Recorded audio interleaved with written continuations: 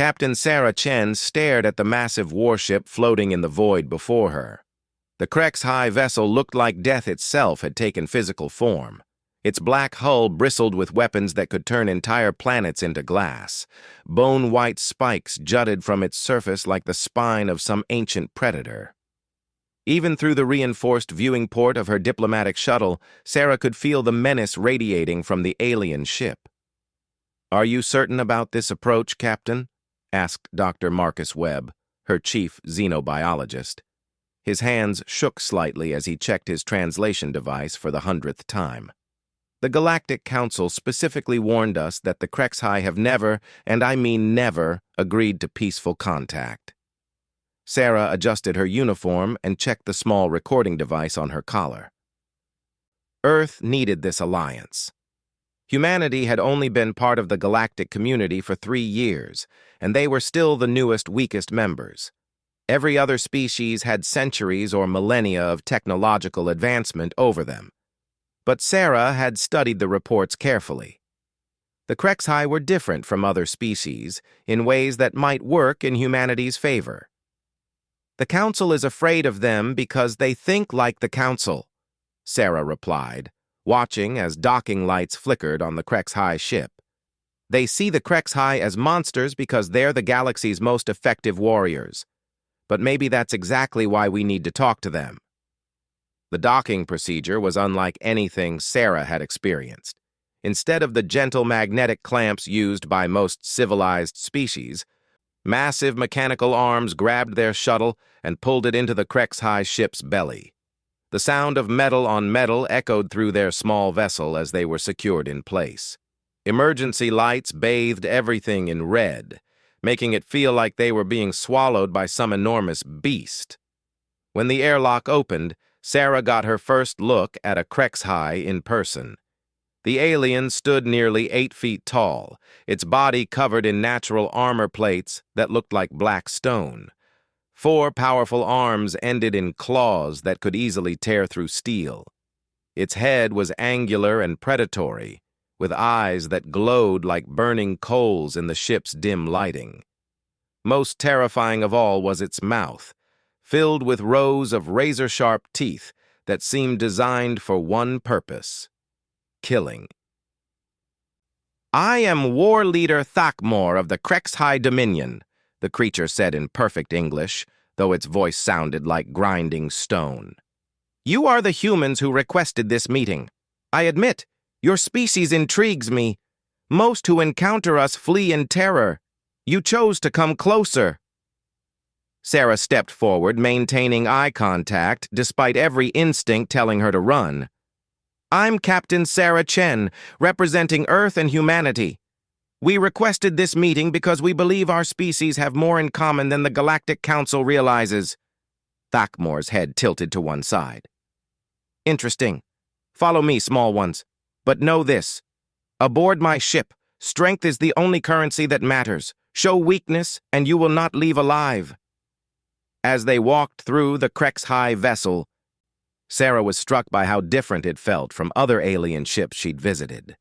Where Council ships were sterile and efficient, the HFY ship felt alive.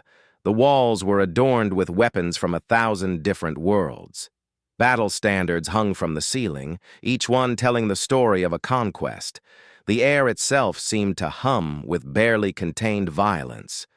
They passed groups of HFY warriors engaged in brutal training exercises. Sarah watched 2 of them spar with weapons that could have cut her in half. Neither held back, and both bore fresh wounds by the time they finished. Yet when they were done, they clasped arms in what was clearly a gesture of respect. "Your warriors train hard," Sarah observed as they continued walking. "We train as we fight," Thakmor replied. "To do less would dishonor those we face in battle. A weak enemy teaches nothing. A strong enemy makes us stronger." The war leader led them to a vast chamber at the ship's heart. The room was circular, with a raised platform in the center. The walls were covered in what Sarah realized were skulls, not just any skulls, but the remains of creatures from dozens of different species. Some were massive, others tiny, but all had been carefully preserved and mounted as trophies.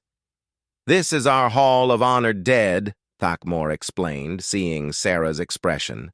"Every skull here belongs to a warrior who fought well against us. We preserve them not as symbols of our victory, but as reminders of their courage." Dr. Webb shifted uncomfortably beside her. "You honor your enemies?" "Only those worthy of honor," another voice said from the shadows. A second Krexhai emerged, even larger than Thakmor. This one wore additional armor pieces that gleamed with an inner light. "I am High Commander Vorthak. I have studied your species since you joined the galactic community. You confuse us humans." Sarah straightened. "How so?" "You are weak," Vorthak said bluntly. "Your technology is primitive. Your bodies are fragile. Your lifespans are brief. By every measure the galaxy uses, you should be servants to stronger species. Yet you refuse to submit." "Submission isn't in our nature," Sarah replied. "No," Thakmor agreed, his glowing eyes fixed on her. "It is not. When the Zalani Collective tried to enslave your colony on Kepler 442, you fought them off despite being outnumbered 50-1. When the hive mind of Arcturus demanded tribute from your merchant vessels, you sent warships instead of payment. Most interesting of all, when the Galactic Council suggested you accept a protected status under their guidance, you politely told them where they could put their protection." Sarah couldn't help but smile. "We did phrase it more diplomatically than that." "Perhaps," Vorthak said, and Sarah could swear the massive alien was amused. But the meaning was clear. You would rather die free than live as pets. This we understand." The High Commander moved to one of the skull displays, his clawed hand resting gently on what looked like the remains of a creature with multiple eye sockets. "This belonged to a Zerion battle commander who held his position against 3 of our assault ships for 6 hours. He could have surrendered. His people's custom allowed for it. Instead, he kept fighting until his ship was destroyed and he died at his post. We searched the wreckage for his remains personally." "Why?" Dr. Webb asked. "Because he earned it," Thakmor said simply. "He faced certain death and chose duty over survival. In our culture, there is no greater honor we can show an enemy than to preserve their memory." Sarah began to understand. "The galaxy sees you as mindless killers, but you're not, are you? You're warriors who respect other warriors." "The soft species of the galaxy do not comprehend the difference," Vorthak explained. "They see our weapons and our victories and assume we kill for pleasure. They cannot understand that we fight because it is necessary and that we honor those who fight well against us. To the Council, strength is something to be contained," Thakmor added. "They prefer negotiation and compromise, even when their enemies have no intention of honoring their agreements. They see war as failure. We see war as inevitable, and prefer to wage it honorably." Sarah looked around the hall again, seeing it with new eyes. These weren't trophies of conquest, they were monuments to courage. "You preserve the memory of anyone who fights with honor, regardless of whether they win or lose." "Now you begin to understand," Vorthak said. "We have watched your species since you emerged from your homeworld. You fight like warriors, not like politicians. When threatened, you do not send negotiators, you send soldiers. When your enemies show strength, you meet it with strength of your own. The Galactic Council fears both of us for the same reason," Thakmor continued. "We represent something they have forgotten, the willingness to fight for what we believe in, even when the odds are against us." Dr. Webb looked between the two massive aliens. "But surely you don't approve of all human conflicts. Our history is filled with wars, many of them fought for questionable reasons." "Your species is young," Vorthak acknowledged. "You make mistakes, but even your mistakes come from passion, not apathy. You care enough about your beliefs to die for them. That is more than most species can claim." Sarah felt a growing excitement. This was going better than she had dared hope. What would it take for our species to work together?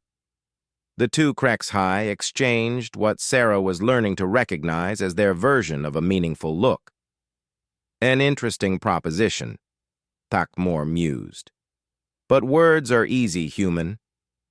How do we know your people are truly worthy of our respect? Test us, Sarah said without hesitation. The silence that followed was complete. Even the distant sounds of warrior training seemed to fade away. Vorthak and Thakmor stared at her with those burning eyes, and Sarah fought the urge to step back. You would submit to our testing? Vorthak asked slowly. If that's what it takes to prove humanity's worth, then yes. Our tests are not games, Thakmor warned. They are designed to reveal the true nature of those who take them. Many have died in the attempt. Sarah looked at Dr. Webb, who gave her the smallest of nods. We understand the risks, but humanity didn't come this far by avoiding challenges. Vorthak moved to a weapon rack and selected what looked like a staff topped with a crystalline blade. The weapon hummed with energy that made Sarah's teeth ache. Very well, but know this, if you fail our tests, your species will be marked as unworthy. We will remember that failure, and it will color all future relations between our peoples. And if we succeed?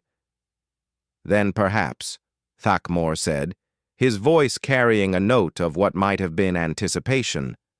The galaxy will learn what it means to face an alliance of true warriors. The war leader activated a control panel, and the floor in the center of the hall began to shift and change. Weapons emerged from hidden compartments, and the air itself seemed to thicken with electromagnetic energy. The first test begins now. Dr. Webb will remain here as insurance. You, Captain Chen, will face 3 trials. Each will test a different aspect of what your species claims to represent. The first trial is courage, Vorthak explained, handing her a weapon similar to his own, though smaller and lighter. You will face one of our unblooded warriors in single combat. You may use any tactics you wish, but you must not yield or flee. Sarah accepted the weapon, surprised by its weight and the way it seemed to vibrate in her hands. What constitutes victory? For you? Survival, Thakmor said with what she was beginning to recognize as HFY humor. For our warrior? Drawing blood. The test ends when one of these conditions is met. A young HFY entered the arena, moving with the fluid grace of a born predator. Even at what was clearly a junior rank, the alien was terrifying. Its armor was simpler than that of the commanders, but its claws were just as sharp and its eyes burned with the same inner fire. His name is Kretak, Vorthak announced. He has never been defeated by a non-HFY opponent. Sarah stepped into the arena, trying to remember her military training while simultaneously acknowledging that nothing had prepared her for this moment. The weapon in her hands was alien technology she didn't fully understand, facing an opponent whose capabilities were largely unknown. But fear, she realized, was just another form of information. It told her she was in danger, which she already knew. What mattered now was what she did with that knowledge. Kretak raised his weapon and spoke in the HFY language. Thakmor translated, "He says, 'Fight well, small warrior. Let us see if your spirit matches your words.'" Sarah raised her own weapon and surprised everyone, including herself, by responding in the few words of HFY she had memorized during the journey. "I will try to honor the trial." The young warrior's eyes widened in what she hoped was approval rather than insult. Then he attacked, moving faster than anything Sarah had ever seen. The battle was unlike anything she had experienced. Kretak was stronger, faster, and far more skilled than she was. His weapon carved through the air where she had been standing moments before. But Sarah had advantages, too. She was smaller, which made her harder to hit. She was more flexible, allowing her to dodge attacks that would have caught a less agile opponent. And most importantly, she was human. Humans, Sarah had learned during her military career, had a unique relationship with desperation. Where other species might become paralyzed by fear or surrender when faced with overwhelming odds, humans often became more dangerous. It was as if the certainty of defeat unlocked something primal in their nature, some ancient programming that said, if I'm going to die anyway, I might as well make it count. The realization came to her as she rolled under a particularly vicious swing from Kratak's weapon. She wasn't going to win this fight through skill or strength, but she didn't need to win. She just needed to survive and avoid being cut. That was a very different challenge, and one that played to human strengths. Instead of trying to match the young Krexhi's aggression, Sarah began fighting like a human. She used the environment, rolling behind weapons displays and forcing Kratak to destroy his own people's artifacts to reach her. She used misdirection, feinting attacks in one direction while moving in another. Most importantly, she used her opponent's expectations against him. Kratak expected her to fight like a warrior, standing her ground and meeting his attacks head-on. When she refused to do so, when she kept moving and adapting and refusing to engage on his terms, it clearly frustrated him. His attacks became more aggressive but less precise. He began taking risks to try to corner her. That was when Sarah struck, not with her weapon, but with her words. "You fight well," she called out in English while dodging another attack. "But you fight angry. Among humans, we have a saying, anger makes you stupid, and stupid gets you killed." She didn't know if Kratak understood English, but her tone must have carried the meaning. The young warrior's response was immediate and exactly what she had hoped for. A wild, undisciplined charge that left him completely exposed. Sarah didn't try to wound him. Instead, she did something no Krexhi would have expected. She dropped her weapon and threw herself directly at her opponent, tackling him around the waist. Her momentum, combined with his own forward movement, sent them both crashing to the ground. For a moment, they wrestled on the arena floor. Kratak was far stronger, but Sarah was fighting smart. She used her leverage to keep him off balance, never letting him bring his full strength to bear. And when she saw her opportunity, she took it. Instead of trying to hurt her opponent, Sarah did something that shocked everyone watching. She yielded position deliberately, rolling onto her back and exposing her throat to Kratak's claws. But in the same movement, she brought her legs up and locked them around the young warrior's arm, the one holding his weapon. It was a submission hold from human martial arts, designed to control an opponent's limb without causing permanent damage. Kratak found himself in a position where he could easily kill Sarah with his free hand, but couldn't use his weapon without potentially injuring himself. "I yield the position," Sarah said clearly, still maintaining the hold. "But I don't yield the fight." The arena fell silent. Vorthak and Thakmor exchanged looks of what Sarah hoped was amazement rather than outrage. Finally, Kratak spoke. Thakmor translated, "He says he could kill you easily with his free hand." "Tell him I know that," Sarah replied, still holding the weapon arm immobilized. "Tell him that's not the point." More Krexhi words, then. "He asks what is the point, then?" Sarah smiled, though she kept her grip firm. "The point is that I'm still fighting. I'm not trying to defeat him because I can't. I'm not trying to flee because that would end the test in failure. I'm showing him that even in an impossible situation, humans find a way to keep going." Kratak spoke again, his tone different now. He says he has never encountered this tactic before. He wishes to know how you learned it. "Every human child learns to wrestle before they learn to fight with weapons," Sarah explained. "We spend years learning how to control opponents without seriously hurting them. It's called training, but it's also called play." The young warrior's eyes widened. More conversation in the Krexhi language, rapid and excited. "He says he does not understand how combat can be play," Thakmor translated. Sarah maintained her hold, but shifted slightly to make it less painful for her opponent. Because the goal isn't to hurt each other, it's to get better. Every time I wrestle with someone, we both learn something new. Every time I lose, I discover a weakness I need to work on. Every time I win, I find a technique that works. She could see understanding dawning in Kratak's eyes. Your people fight each other to become stronger, not to establish dominance. Exactly. We compete because it makes us better, not because we hate each other. Slowly, carefully, Sarah released her hold and rolled away. Both she and Kratak climbed to their feet, weapons lowered. The young warrior spoke at length in his own language. Vorthak listened intently before translating. He says that you have taught him something new. He says that among his people, combat is always serious, always about proving strength or settling disputes.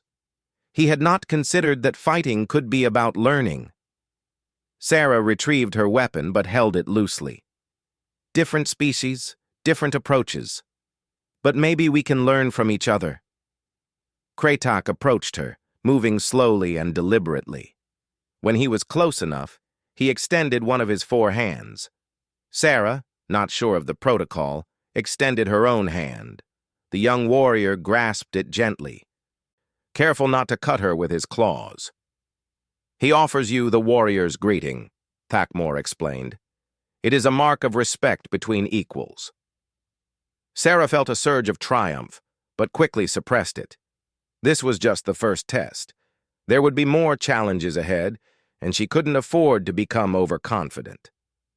Vorthak stepped into the arena. The first trial is complete. You have shown courage, but not in the way we expected. You faced a superior opponent and found a way to survive without dishonoring yourself or your opponent. More importantly, you turned the combat into an opportunity for mutual learning. This is unusual, Thakmor admitted. But perhaps that is why your species intrigues us. You approach problems differently than other species we have encountered. The High Commander gestured to another area of the hall, where new equipment was emerging from hidden panels. The second trial will test your honor. Are you prepared to continue? Sarah looked at the complex apparatus appearing before her, then at Dr. Webb, who gave her an encouraging nod. Whatever came next, humanity had already proven that they could surprise the galaxy's deadliest warriors. That was a good start, but it was only the beginning. The second testing area was unlike the combat arena. Where the first trial had been about physical prowess, this setup looked more like a complex puzzle.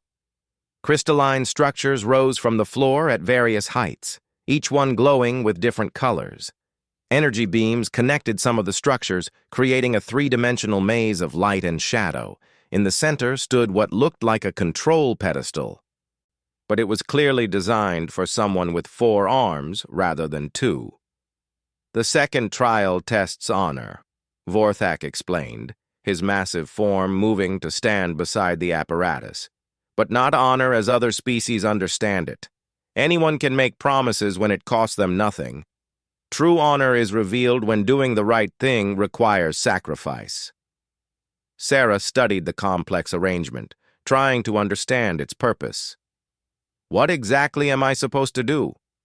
The scenario is this, Thakmor began, his voice taking on the formal tone of someone reciting ancient ritual. You are the commander of a human vessel. Your ship has been damaged and is losing life support. You have enough power for one action only. You can either repair your ship and save your crew, or you can send a warning signal to prevent other ships from falling into the same trap.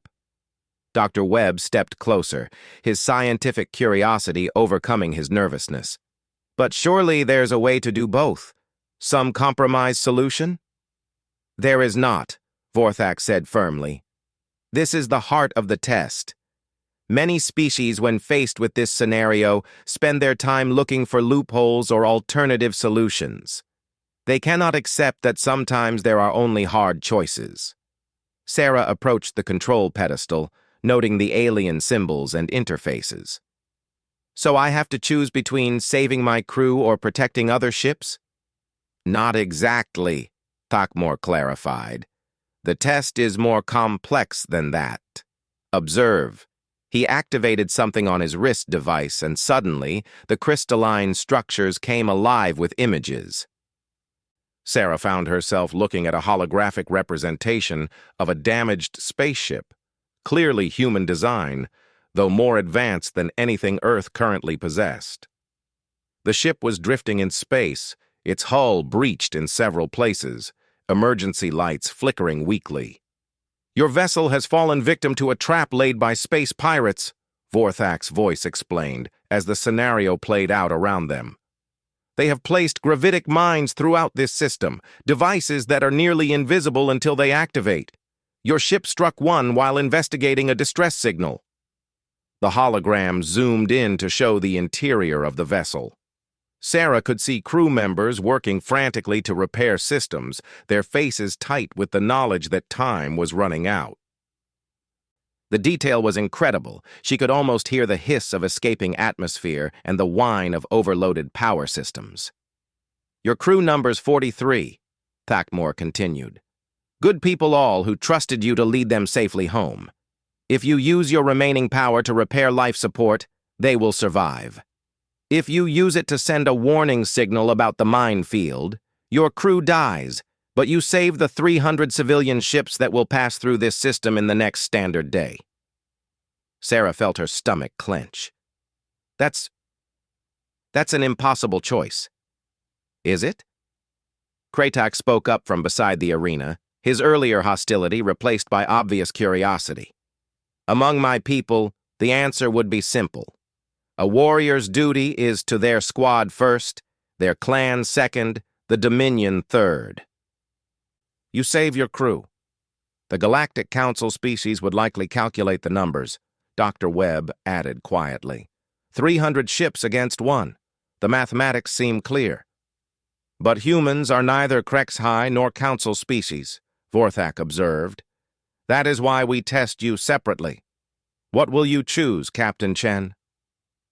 Sarah stared at the holographic scene, her mind racing. This wasn't just about the choice itself. It was about what that choice revealed about human nature. The HFY were testing whether humans could be trusted, whether their honor was something deeper than mere calculation or tribal loyalty. "Before I decide," she said slowly, "I need to understand something. In this scenario, how do I know about the incoming civilian ships? How do I know they'll be in danger?" Thakmor's head tilted. "You intercepted their flight plans during your reconnaissance of the system. 300 vessels carrying families, merchants, refugees from a war zone, all following established trade routes that will bring them through this exact area. And the pirates who set this trap? They know about these ships too? Of course. This is why they chose this location for their ambush. 300 vessels represent an enormous prize." Sarah nodded, pieces of a larger picture forming in her mind. "So this isn't just about saving lives. If those ships are destroyed or captured, it affects the entire region. Supply lines disrupted, families destroyed, the pirates emboldened to try bigger attacks." "You see the broader implications?" Vorthak acknowledged. "This is more sophisticated thinking than we expected." "No," Sarah said, surprising them. "This is human thinking. We're social creatures. We understand that individual actions have consequences that ripple outward. Saving those 300 ships isn't just about the math, it's about preserving the networks that hold civilization together." She approached the control pedestal, her hands hovering over the alien interfaces. "But that's still not the complete picture. There's something else I need to know. In this scenario, what happens to my crew if I choose to send the warning?" "They die," Thakmor said bluntly. "Life support fails within minutes of your decision." "That's not what I meant." Sarah looked directly at the massive alien. "What happens to their families, their dreams, their projects, their contributions to humanity? When someone dies, they leave behind more than just their absence." The silence that followed was different from before. Sarah could sense that she had said something unexpected. Explain, Vorthak commanded. Every one of my crew members has people who depend on them. Knowledge that only they possess. Projects that will never be completed if they die here. If I choose to save the 300 ships, I'm not just sacrificing 43 lives, I'm sacrificing everything those 43 people would have contributed to the future. Sarah began manipulating the control interface, not to make her choice yet, but to explore the scenario. The holographic display responded, showing her detailed information about each crew member. She was amazed by the depth of the simulation. "Look at this," she said, highlighting one of the crew members. Lieutenant Maria Santos, engineer. She's 3 months away from completing her doctoral thesis on improved fusion containment. Her research could revolutionize space travel, potentially saving thousands of lives in future accidents. She moved to another crew member. Dr. James Park, xenobiologist. He's been working on a universal translation protocol that could help different species communicate more effectively.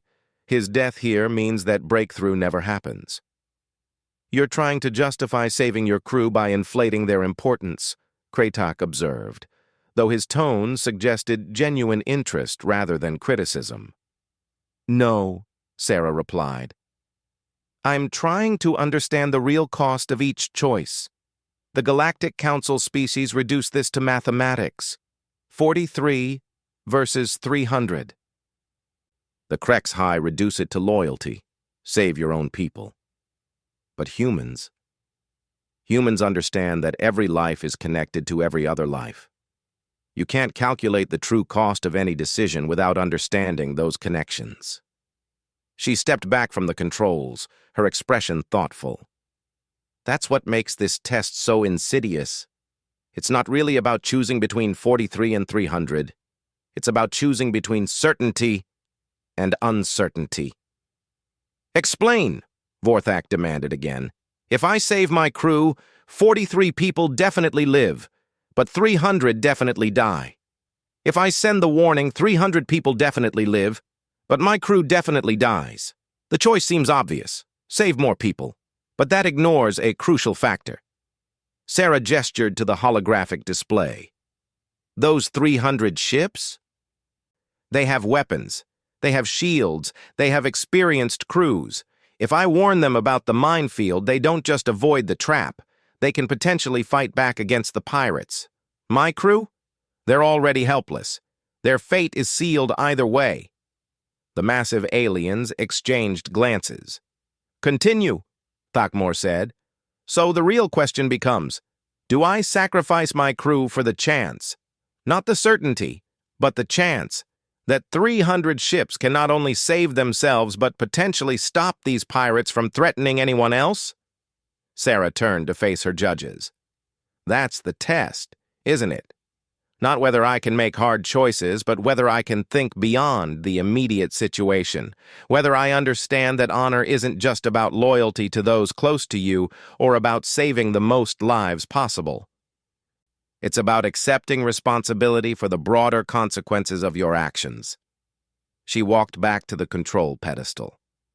If I save my crew, they live. But the pirates succeed in their plan.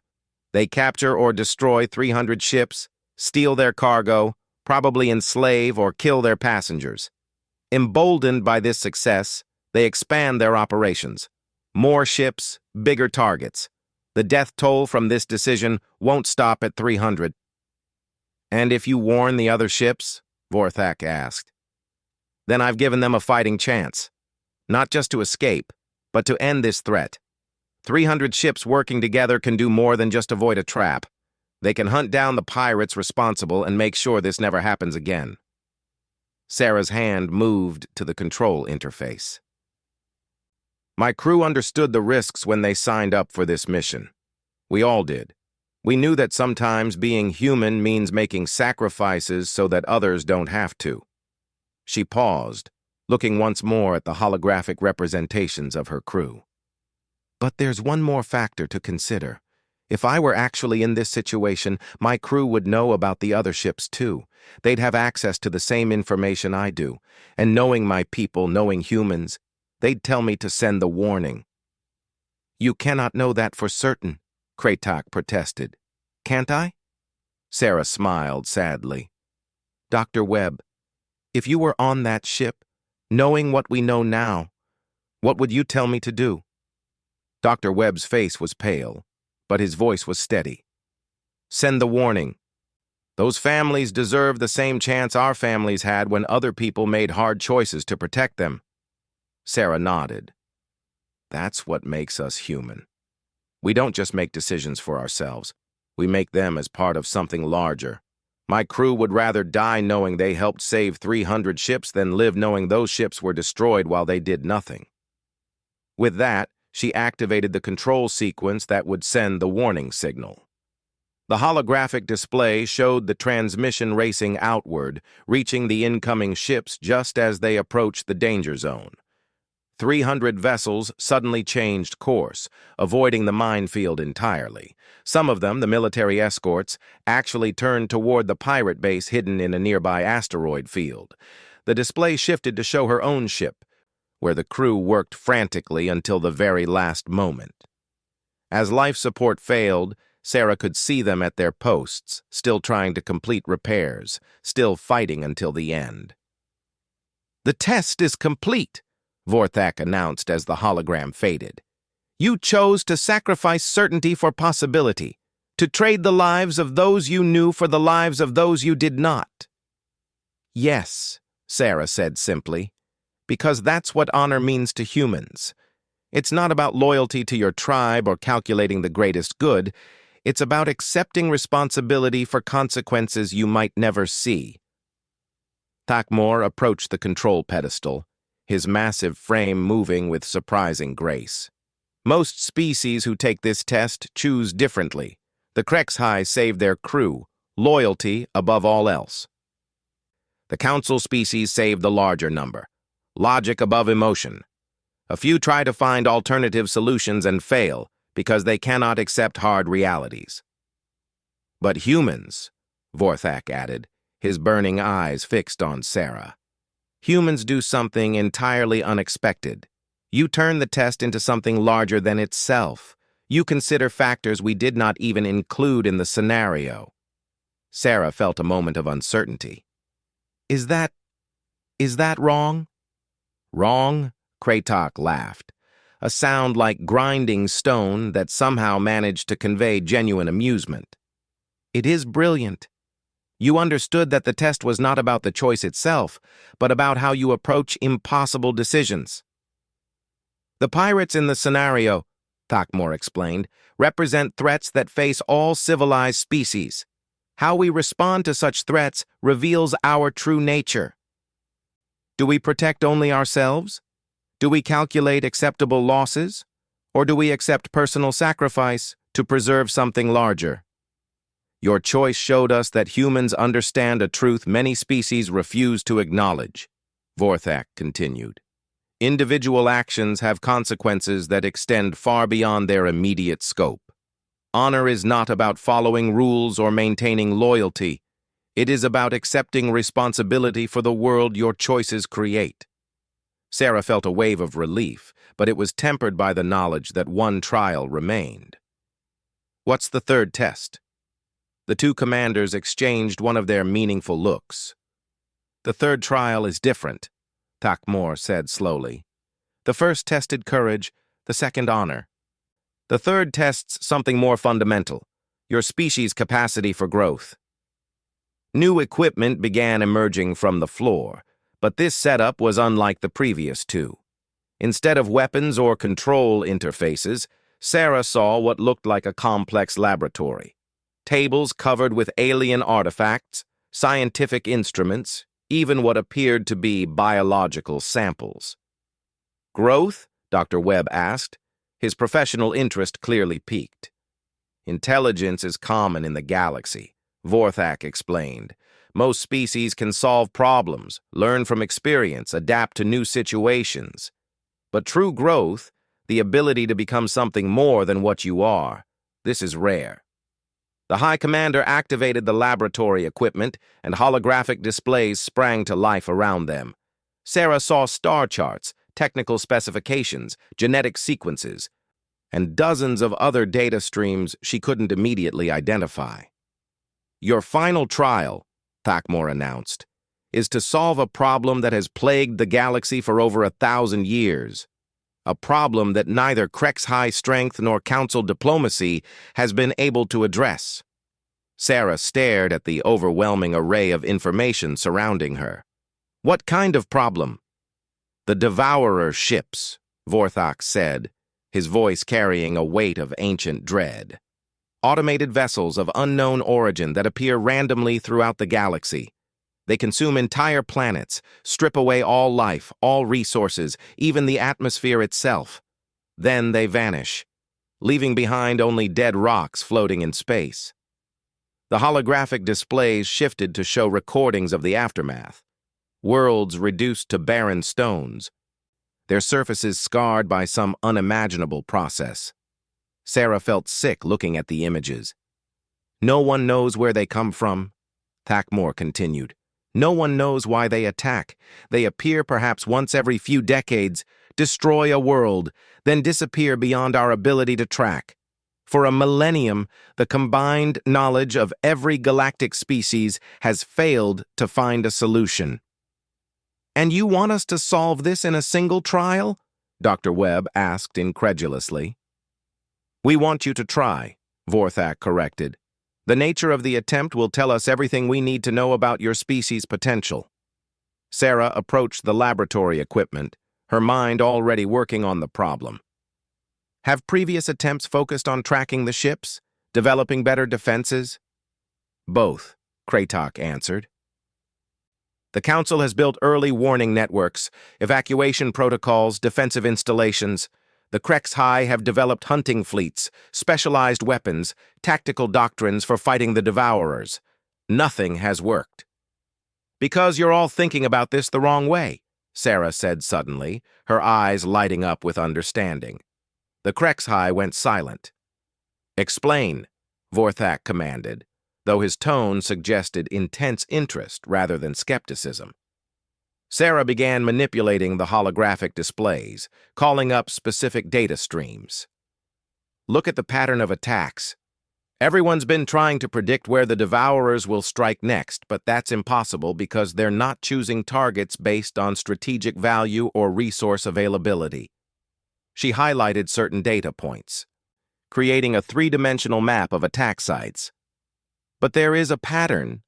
Look at the timing, not the locations. The attacks don't happen randomly. They happen when specific conditions are met. Dr. Webb moved closer to the display, his scientific training allowing him to follow Sarah's reasoning. You're right. The intervals between attacks aren't random at all. There's a mathematical progression here.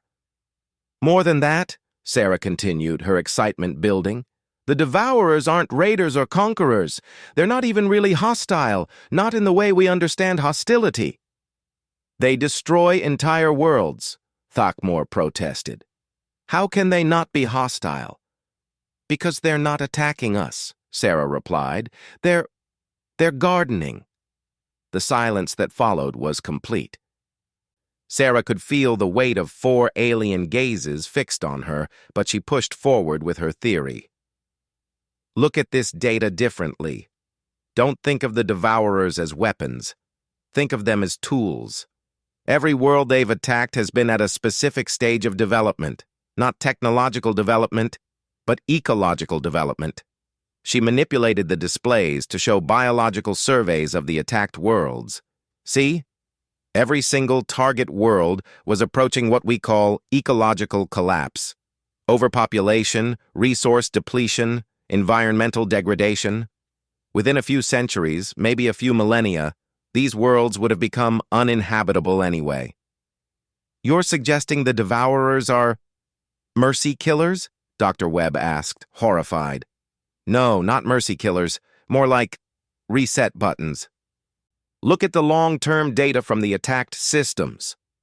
Sarah pulled up astronomical surveys spanning thousands of years. The destroyed worlds don't stay barren. After several centuries, they begin to recover. New ecosystems develop, usually more stable and diverse than what was there before. Vorthak leaned closer to the displays. This is not how we have understood the threat. Because everyone's been thinking about the Devourers as an enemy to be fought or avoided, Sarah explained. But what if they're not an enemy at all? What if they're a natural process like forest fires or volcanic eruptions, destructive in the short term but necessary for long-term health? She pulled up more data, her hands moving quickly across the alien interfaces. The real question isn't how to stop the Devourers.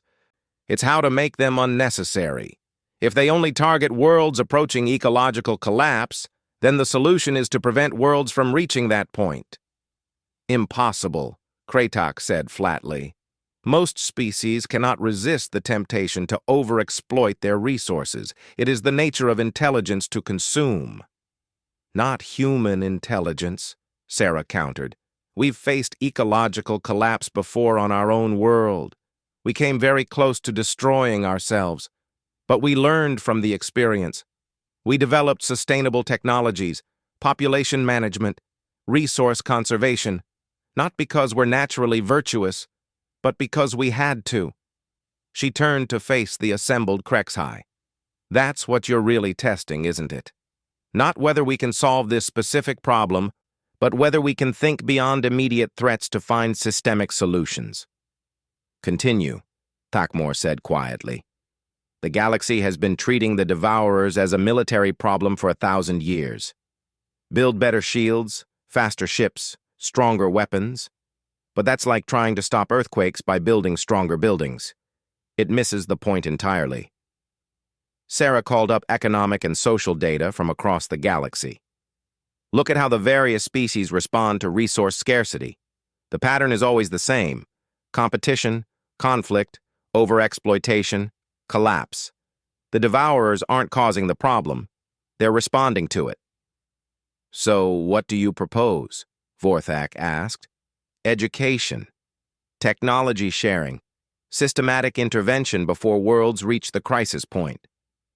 Sarah's voice grew stronger as her vision became clearer. Instead of hunting the Devourers, we create a galactic early warning system that identifies worlds approaching ecological collapse. Then we help them develop sustainable alternatives before it's too late. Dr. Webb was nodding enthusiastically. It's brilliant. Prevention instead of treatment. Address the cause instead of fighting the symptom. But it would require unprecedented cooperation between species, Kratok pointed out. Sharing technology, resources, knowledge. The Council species hoard their advantages. Our people guard their secrets. How do you overcome thousands of years of mistrust? Sarah smiled.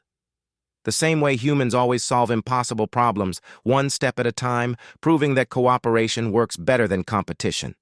She gestured to the laboratory around them. This trial itself is proof of concept. You gave me access to data from every species in the galaxy. Information that would normally be classified, protected, hidden away in government archives. But when faced with a common threat, even you were willing to share. The Devourer ships pose a threat to all species, Thakmor observed. Exactly. And so does ecological collapse. The same principle applies. When faced with a threat that affects everyone, cooperation becomes not just desirable, but necessary. Sarah pulled up one final display showing a proposed network of monitoring stations, research facilities, and intervention teams. The infrastructure already exists. The Council has their monitoring networks, the HFY have their fleet logistics, dozens of species have relevant technologies. The pieces are all there. They just need to be connected. You make it sound simple, Vorthak said, though his tone suggested interest rather than dismissal. Simple, yes. Easy, no, Sarah acknowledged. It would take generations to implement fully. There would be failures, setbacks, political obstacles. But humans have learned that the most important changes often take longer than a single lifetime to complete. She looked directly at each of the HFY in turn. That's what growth means to humans. It's not just about getting stronger or smarter. It's about becoming part of something larger than yourself, contributing to changes that will outlive you. The laboratory equipment began powering down, the holographic displays fading one by one. Sarah realized that the trials were over, but she had no idea whether she had passed or failed. "The testing is complete," Vorthak announced formally. "Captain Chen, Dr. Webb, you have shown us something we did not expect to find." "Which is?" Sarah asked. "Hope," Thakmor said simply. "Your species approaches problems differently than any we have encountered, not with the Krexhai focus on strength, nor the Council obsession with order. You look for connections, patterns, systemic solutions. More importantly," Vorthak added, "you think beyond your own lifespans. You are willing to begin changes that may not bear fruit for generations." Kratok stepped forward, his earlier hostility completely gone. "I have learned much from observing your trials. Your people fight not just for victory, but for learning. You make decisions based not just on immediate consequences, but on long-term effects. And you solve problems by changing the nature of the problems themselves." Sarah felt a surge of hope. "Does this mean—" "It means," Thakmor said with what she was learning to recognize as Krexhai satisfaction, "that perhaps the galaxy's deadliest warriors have found something worth fighting alongside rather than against." 6 months after the trials aboard the Krexhai warship, Sarah Chen stood on the bridge of the newly commissioned vessel Harmony's Edge. The ship itself was a marvel of interspecies cooperation, human innovation merged with Krexhai engineering and materials provided by a dozen different council species. But more remarkable than the technology was the crew. "Captain," called out War Leader Thakmor from his position at the tactical station, "we're receiving the distress signal from Kepler 438b. The planet's ecological readings match our prediction models." Sarah nodded, moving to the central command console. Around her, the bridge buzzed with activity as beings from 7 different species worked together with an efficiency that would have been impossible just months before. Human scientists collaborated with Krexhai warriors, council diplomats coordinated with independent traders, and everyone shared information freely. "Dr. Webb, what's the status of our intervention package?" The xenobiologist looked up from his station, where he was working alongside a Krexhai biotechnician, whose name Sarah still struggled to pronounce correctly. "We've modified the atmospheric processors according to the planet's specific needs. The new strain of nitrogen-fixing bacteria should stabilize their soil chemistry within 18 months. "And the social component?" Sarah asked, turning to their diplomatic attaché, a graceful Aeluri, whose translucent skin shifted colors as she spoke. "The planetary government has agreed to implement the resource management protocols," Zenthara replied, her natural harmonics making even technical reports sound like music. "They were resistant at first, but when we showed them the historical data from other worlds that faced similar crises, they became much more cooperative." Sarah allowed herself a moment of satisfaction. This was their 15th successful intervention, and each one had gone more smoothly than the last. The early missions had been filled with suspicion and misunderstandings, but word was spreading throughout the galaxy. The Harmony Initiative, as it had come to be known, actually worked. "Incoming transmission from the surface," announced Lieutenant Torres from the communication station. "It's Governor Malik, the one who's been leading the resistance to our proposals." "Put him through," Sarah ordered. The main view screen flickered to life, showing a humanoid figure with blue-tinted skin and distinctive ridged features that marked him as a Zephyrian. His expression was grim, but not hostile. "Captain Chen," Governor Malik began, his voice heavy with reluctance. I owe you an apology. Our planetary sensors have detected the Devourer signature at the edge of our system.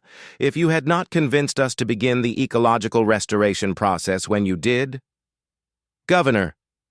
"You don't need to apologize," Sarah replied gently. You were protecting your people the best way you knew how. That's what good leaders do. But I was wrong. So terribly wrong. The alien leader's image wavered slightly as atmospheric interference affected the signal. We've spent decades arguing about whether to trust outsiders, whether to change our ways. And all that time, we were heading toward exactly the kind of disaster you warned us about. Behind Sarah, she heard Kratak's distinctive voice, now fluent in Standard Galactic, thanks to the translation protocols Dr. Webb had developed. Governor, the Devourer ships do not care about politics or pride. They respond only to ecological markers. Your world is no longer in danger because your world is no longer dying. That's the beauty of the system, added Dr. Webb, joining the conversation.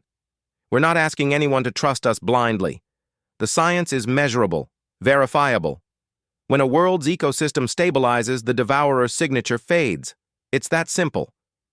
Governor Malik nodded slowly. Simple, perhaps, but not easy. Changing centuries-old economic systems, convincing populations to accept resource limits. We could not have done this alone. You shouldn't have to do it alone, Sarah said. That's the whole point of the initiative. No species is expected to solve galactic problems by themselves.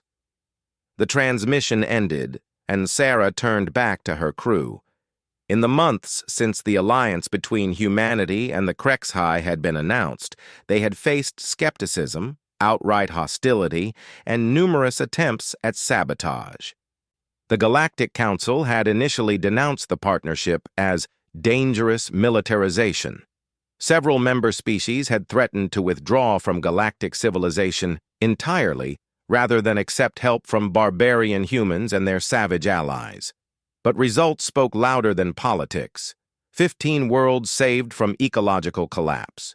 0 Devourer attacks in systems where the initiative operated. And most importantly, a growing network of species who had discovered that cooperation produced better outcomes than isolation. Captain, called Vorthak from his position overseeing the engineering section, we're ready to deploy the atmospheric processors. Estimated completion time for the stabilization package is 47 hours. Excellent. Begin deployment. Sarah moved to the forward observation deck, where floor-to-ceiling windows provided a spectacular view of Kepler 438b below. The planet was beautiful from orbit, but she knew the surface told a different story. Polluted oceans, dying forests, cities choking in their own industrial waste.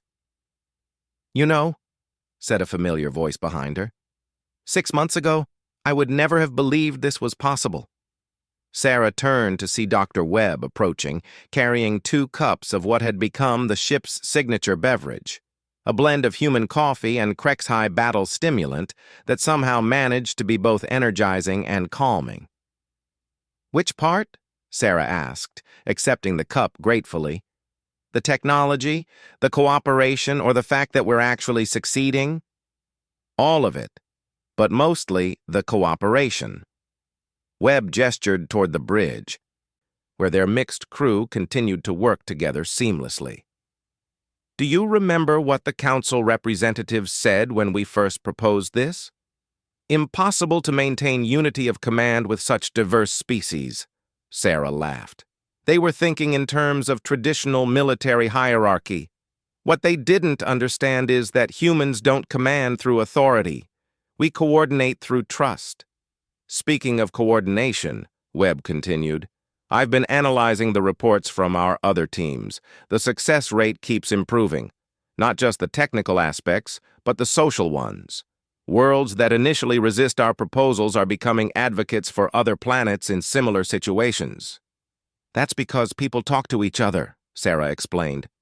When Governor Malik tells his contacts on other worlds that our intervention actually worked, that carries more weight than any official report. Their conversation was interrupted by an alert from the communications station. Captain, we're receiving a priority transmission from Earth. It's Admiral Hayes. Sarah felt a moment of concern. priority transmissions from Earth were rare and usually meant either very good news or very bad news. "Put him through in my ready room. Dr. Webb, you should hear this too." They made their way to the small office adjacent to the bridge, where the view screen was already displaying the familiar face of Admiral David Hayes, Sarah's former commanding officer and current head of the human space fleet. "Sarah," the Admiral began without preamble, "I have news you need to hear immediately. The Galactic Council has called an emergency session. They're demanding a formal review of the Harmony Initiative." "What kind of review?" Sarah asked, though she suspected she already knew the answer. "The kind that could shut you down permanently," Hayes replied grimly. "Several council species are claiming that your methods are too disruptive, that you're destabilizing established economic and political systems." Dr. Webb leaned forward. "Admiral, with respect, our intervention methods are completely voluntary. We don't force anyone to accept our help." "I know that, and you know that. But fear makes people irrational. The Council is scared because your success rate is making their traditional approaches look ineffective. Some species are starting to question why they need Council membership at all, when the Harmony Initiative can solve problems the Council can't." Sarah felt a familiar weight settling on her shoulders. "What's the timeline for this review?" 2 weeks. They want you and your senior staff to appear before the full Council Assembly. And Sarah, they're specifically demanding that the HFY representatives be excluded from the proceedings." "Absolutely not," Sarah said immediately. "The HFY are full partners in this initiative. Any review that excludes them is invalid." Admiral Hayes nodded. "I expected you'd say that. But you need to understand what you're up against. The Council has been looking for an excuse to break up your alliance since it began. This review could give them the political cover they need." After the transmission ended, Sarah and Dr. Webb sat in silence for several minutes. Finally, Webb spoke. "They're afraid," he said quietly. "For 1,000 years, the Council has maintained order by managing problems, not solving them. We've shown that many of their impossible challenges have practical solutions." "It's more than that," Sarah replied. "We've shown that species don't need the Council's permission to work together effectively. That's a threat to everything their system is based on." "So what do we do?" Sarah stood and walked to the small observation port in her ready room. Below them, the first atmospheric processors were beginning their work, releasing carefully designed microorganisms that would begin the long process of healing Kepler 438b's damaged ecosystem. "We do what humans always do when faced with impossible odds," she said finally. "We find a way to turn the situation to our advantage." 2 weeks later, the Galactic Council Assembly was packed with representatives from over 200 species. The great amphitheater on the neutral world of Nexus Prime had seen many historic moments, but rarely had the tension been so palpable. Sarah stood at the center of the speaking circle, flanked by Dr. Webb and Zenthara. Behind them, in a section normally reserved for observers, sat a full delegation of HFY, including Vorthak, Thakmor, and Kratak. Their presence had caused considerable controversy. Several species had threatened to walk out rather than share the same chamber as the galaxy's deadliest killers.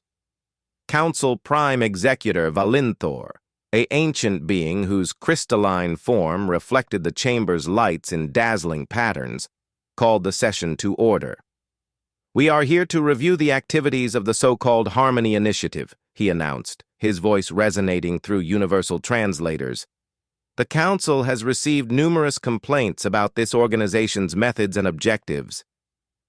"If I may," Sarah interjected, her voice carrying clearly through the vast chamber, "I'd like to begin by clarifying something.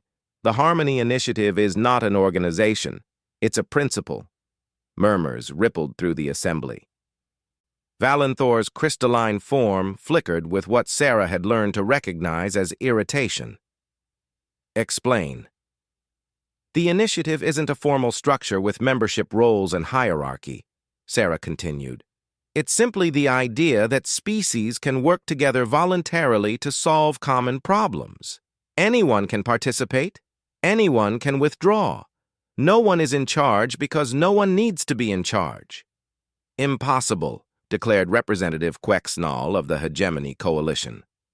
Organization requires leadership, command structures, clear lines of authority.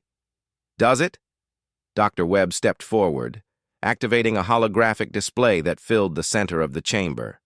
Over the past 6 months, 47 different species have contributed to our interventions. They've shared technology, resources, expertise, and personnel, all without a single formal agreement or binding treaty. The display showed the network of cooperation that had grown around the initiative: trade routes, research partnerships, cultural exchanges, and defensive alliances that had formed naturally as species discovered common interests.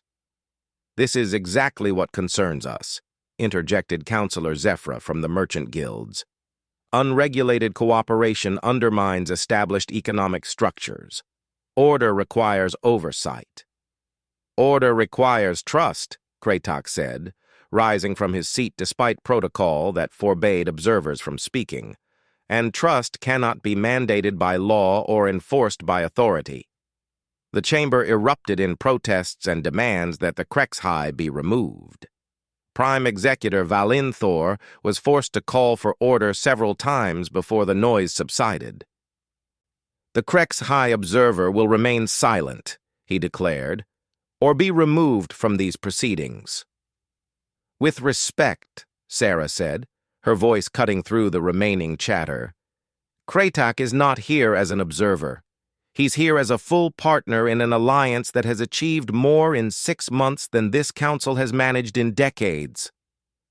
The silence that followed was electric. Sarah could feel hundreds of alien gazes fixed on her, some hostile, some curious, but all intensely focused. "You dare compare your small coalition to the achievements of galactic civilization?"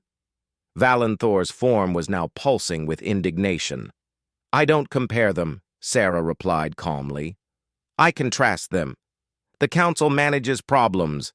The Initiative solves them. The Council maintains order through authority. The Initiative achieves cooperation through mutual benefit." She gestured to the holographic display, which now showed comparative data. "In the past 6 months, Devourer attacks in systems where we operate, 0. Devourer attacks in systems under Council protection, 3, resulting in the complete destruction of 2 inhabited worlds." The data was stark and undeniable. Uncomfortable shifting rippled through the assembly. "You manipulate statistics," accused Representative Thalzine of the Security Directorate. "Correlation does not imply causation." "You're absolutely right," Dr. Webb agreed, surprising everyone. "Correlation doesn't imply causation, but understanding causation enables prediction, and successful prediction validates understanding." He manipulated the display to show a new set of data. "These are our predictions for the next 12 months. 17 worlds currently showing ecological stress patterns that historically precede Devourer attacks. We've already begun intervention on 8 of them." "Predictions are meaningless," Councillor Zephyra declared. "Only results matter." "Agreed," Sarah said. "So let's discuss results. Councillor, how many worlds has the Galactic Council saved from Devourer attacks in the past millennium?" The silence stretched uncomfortably long. Finally, Valinthor spoke. "The Council has established early warning systems, evacuation protocols, and defensive installations that have minimized casualties." "That's not what I asked," Sarah pressed. "How many worlds have you saved? How many Devourer attacks have you prevented?" "The Devourer ships cannot be stopped," Representative Quexnall finally admitted. "All we can do is mitigate the damage." "Wrong," Vorthak said, rising from his seat. This time, the protests were more muted. The data on display had shaken the Assembly's confidence. "The Devourer ships can be made unnecessary. Captain Chen's people have shown us how." The Krex High representative will be silent, Valenthor commanded. No, Sarah said firmly. If this assembly wants to judge the initiative, it will hear from all of our partners. The Krex High have contributed as much to our success as any other species. The Krex High are killers, Representative Thalcine protested. Warriors without conscience! The Krex High are soldiers with a code of honor that most species would do well to emulate, Sarah shot back. They've fought alongside us, bled alongside us, and shared their technology with us. They've earned the right to speak. She looked around the vast chamber, meeting as many gazes as possible. That's what this is really about, isn't it? Not our methods or our results, but our partnerships. You're not afraid of what we're doing. You're afraid of who we're doing it with. The Krex High have been the galaxy's most aggressive expansionist force for centuries, Counselor Zephyra argued. Allying with them legitimizes their methods. Their methods, Kratok said, ignoring the prohibition on speaking, have brought order to 37 star systems where your diplomacy failed. Our strength protects the weak. Our honor prevents abuse of power. What more do you ask of warriors? We ask that warriors submit to civilian authority, Valenthor declared. Then you fundamentally misunderstand both warriors and authority, Thakmor said, also rising. True authority comes from competence and trust, not from position or tradition. The chamber was in chaos now, with representatives shouting in dozens of languages, while translators struggled to keep up. Sarah waited for the noise to peak, then activated her ship's communication system. Suddenly the chamber was filled with the voice of Governor Malik from Kepler 438b. Council members, this is Governor Malik of the Zephyrian Colonial Authority. I am speaking on behalf of 15 worlds that have been saved by the Harmony Initiative. The noise died instantly. An unauthorized transmission during formal proceedings was unprecedented, but the content was too important to ignore. 6 months ago, my world was dying, the governor continued. Our oceans were acidifying, our forests were disappearing, our cities were choking in pollution. The council offered us sympathy and evacuation plans. The initiative offered us solutions. More voices joined the transmission. Planetary leaders, scientists, ordinary citizens from worlds throughout the galaxy. One after another, they testified to the effectiveness of the initiative's methods. This is highly irregular, Valenthor protested, but he made no move to cut the transmission. Everything about the initiative is irregular, Sarah acknowledged. That's what makes it work. We don't follow established procedures because established procedures don't produce results. The final voice in the transmission belonged to someone Sarah hadn't expected, Admiral Hayes from Earth. Council members, I've been monitoring this session from Earth Command. I have a message from the United Earth Government. Sarah felt a moment of concern. Earth had been carefully neutral in the growing tension between the Council and the initiative. Earth hereby withdraws from Galactic Council membership, Admiral Hayes announced. Effective immediately, we are establishing formal alliance with the Krex High Dominion and any other species that wish to join the Harmony Initiative as an independent galactic power. The chamber erupted in chaos. Sarah stared at the communication display in shock. This was far beyond anything she had expected or authorized. Furthermore, Hayes continued, Earth is prepared to offer full technological and military support to any world that chooses initiative protection over Council membership. The era of managed decline is over. The era of actual solutions has begun. When the transmission ended, the silence was absolute. Sarah could hear her own heartbeat echoing in the vast chamber. Finally, Valenthor spoke. This is most irregular. The Council must discuss these developments. No need, said a new voice from the observer section. Sarah turned to see Representative Yulthara of the Freelance Worlds Consortium, a group of independent systems that had always maintained only loose ties to the Council. The consortium votes to join the initiative immediately. As does the Alluri Harmony, added Zenthara from beside Sarah. The merchant guilds of Rigel, called another voice. The engineering cooperative of Vega. The mining clans of Asteroid Belt 7. One by one, representatives throughout the chamber were standing and declaring their allegiance, not to the council, but to the principle that had started with a simple meeting between humans and the galaxy's deadliest warriors. Sarah watched in amazement as decades of carefully maintained political order dissolved in a matter of minutes. Species that had barely acknowledged each other's existence were pledging to work together. Ancient enemies were setting aside grievances in favor of practical cooperation. "This cannot stand," Valenthor declared, his crystalline form now pulsing with urgent alarm. "Galactic stability requires central authority." "Galactic stability requires effective solutions to galactic problems," Sarah replied. "The Council had 1,000 years to solve the Devourer threat. We solved it in 6 months. The Council had centuries to prevent ecological collapse. We've developed protocols that work. The Council claims to maintain order, but what kind of order leaves entire civilizations defenseless against preventable disasters?" She looked around the chamber, now clearly divided between those standing with the initiative and those remaining seated with the Council.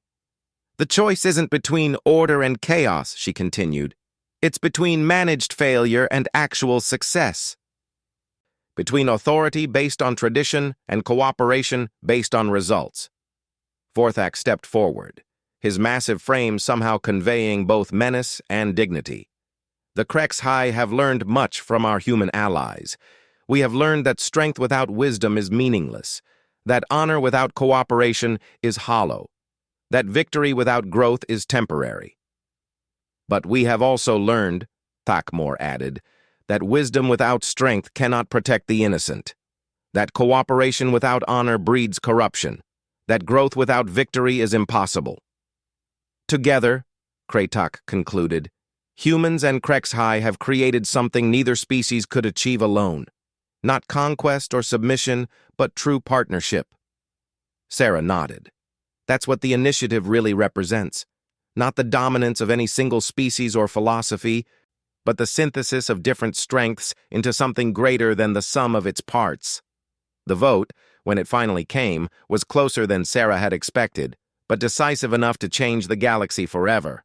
68 species voted to join the initiative immediately. 43 voted to remain with the Council. Nearly 100 declared neutrality, waiting to see which approach would prove more successful. As the session ended and representatives began filing out of the chamber, Sarah found herself surrounded by her original crew. Dr. Webb was practically glowing with excitement, while Zenthara's skin had shifted to colors Sarah had never seen before. "I cannot believe what just happened," Dr. Webb said. "We came here expecting to defend our methods. Instead, we've just witnessed the birth of a new form of galactic governance." "Not governance," Sarah corrected. "Partnership. There's a difference." Vorthak approached, his expression thoughtful. "Captain, when we first tested your species, we hoped to find worthy allies. We did not expect to find teachers." "Teachers?" Sarah asked. "You have shown us that strength can be multiplied through cooperation, rather than diminished by it," Thakmor explained. "That victory shared is greater than victory hoarded. That growth achieved together lasts longer than growth achieved alone," Kratok added. Sarah looked around at the diverse group surrounding her. Humans and HFY, Eluri and Zephyrians, dozens of species that had once been strangers or enemies, but were now partners in something unprecedented. "We've all taught each other," she said finally. "That's what makes this work. Not human leadership or HFY strength or council wisdom, but the combination of everything we each do best." 6 months later, Sarah stood once again on the bridge of the Harmony's edge, but now she was looking at a very different galaxy. The ship itself had been redesigned and expanded, incorporating innovations from 30 different species. The crew had grown as well, over 300 beings working together in ways that would have been impossible under traditional command structures. "Captain, called Thakmor from his expanded tactical station. "We have confirmation from the Devourer Monitoring Network. No attacks in any initiative territory for 8 months running. The automated systems are beginning their return to dormancy." "Outstanding. Dr. Webb, status on the ecological restoration program?" "Ahead of schedule on all fronts," Webb replied from his new research center, which took up nearly a quarter of the ship. "We're starting to see secondary effects now. Species that thought they needed council membership for protection are requesting initiative consultation instead. And the best part," added Zenthara from her diplomatic station, "is that success is breeding more success. Worlds that we've helped are now helping other worlds. The network is becoming self-sustaining." Sarah nodded with satisfaction. This had been the goal from the beginning. Not to replace one form of galactic authority with another, but to prove that authority itself might be unnecessary when cooperation was voluntary and beneficial. "Incoming message from Earth," announced Lieutenant Torres. "It's Admiral Hayes again." "Put him through," Sarah ordered. The Admiral's face appeared on the main screen, but his expression was very different from their last conversation. Instead of worry, he was practically beaming. "Sarah, I have news that I think you'll appreciate. The Galactic Council has just announced their dissolution." The bridge fell silent. This was news none of them had expected. "They're what?" Dr. Webb asked. "Dissolving themselves," Hayes repeated. "It seems that maintaining galactic authority became impossible when most of the galaxy stopped recognizing that authority. Rather than govern an empty empire, they've chosen to join the initiative as individual species." Sarah felt a complex mix of emotions. Victory, certainly, but also a strange sort of sadness. The Galactic Council had represented thousands of years of civilization, and its end marked the close of an entire era. "What about the species that opposed us?" she asked. "Most of them are adapting. Turns out that when your alternative is irrelevance or cooperation, cooperation starts looking pretty attractive. A few of the more rigid hierarchical species are trying to form their own coalition, but without the Council's infrastructure, they're finding it difficult to maintain unity." "And Earth?" Sarah asked. Hayes's grin widened. "Earth has become something we never expected. The unofficial mediator for galactic disputes. Apparently other species see humans as uniquely suited for helping resolve conflicts between initiative members." "Why us?" Dr. Webb wondered. "Because," Kratok answered from his position, "humans understand something most species do not. Conflict is not failure, it is opportunity. The chance to find solutions that work for everyone involved." Sarah reflected on the past year and the incredible changes it had brought. They had begun with a simple diplomatic mission to the galaxy's most feared warriors. They had ended by helping to reshape galactic civilization itself. But perhaps most importantly, they had proven something that many species had forgotten, that the greatest strength came not from dominating others, but from earning their loyalty. Not through fear or authority, but through trust and mutual benefit. "Captain," Vorthak called from his engineering station, "we're receiving requests for consultation from 14 different systems. All of them are dealing with resource management issues, and all of them specifically requested human mediation teams. Coordinate with the other initiative vessels in the area," Sarah ordered. "And remember, we're not going to solve their problems for them. We're going to help them find solutions they can implement themselves." As the Harmony's Edge set course for its next mission, Sarah couldn't help but smile. 6 months ago, she had been a simple ship's captain on a diplomatic mission. Today, she was helping to lead a galactic renaissance built on the simple principle that beings could work together voluntarily for mutual benefit. The galaxy's deadliest warriors had become humanity's most loyal allies, not because humans had conquered them, but because humans had proven worthy of their respect. And that respect had become the foundation for something unprecedented in galactic history: a civilization based on cooperation rather than control. In the vast darkness of space, the Harmony's Edge and hundreds of ships like it continued their work, not enforcing peace but enabling it, not managing problems but solving them, not commanding loyalty but earning it. And in doing so, they proved that sometimes the most revolutionary thing you can do is simply treat others as equals and trust them to do the same in return.